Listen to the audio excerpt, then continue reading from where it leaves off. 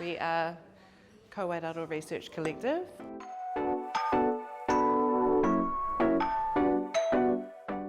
Dirt and water make mud, and then dirt and water and a binder makes the paint.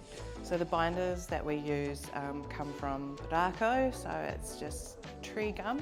And yeah, we just play with the ingredients and make paint.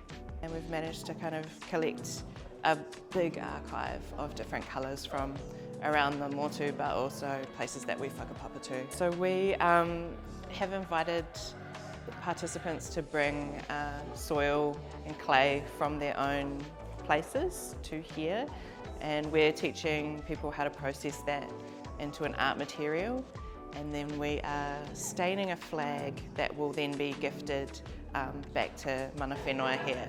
We're receiving lots of beautiful manaakitanga here, so we're going to give something back.